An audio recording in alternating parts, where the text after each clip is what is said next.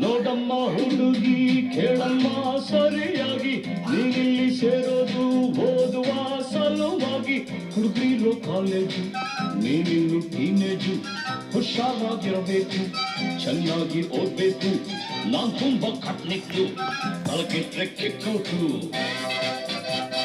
ನೆಲ ನೋಡ್ಕೋತ ಬರಬೇಕು ನೆಲ ನೋಡ್ಕೋತ ಹೋಗ್ಬೇಕು understand Yes, sir.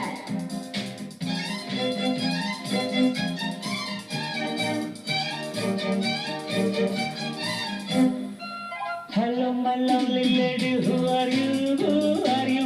Hello, my lovely lady, who are you? Who are you?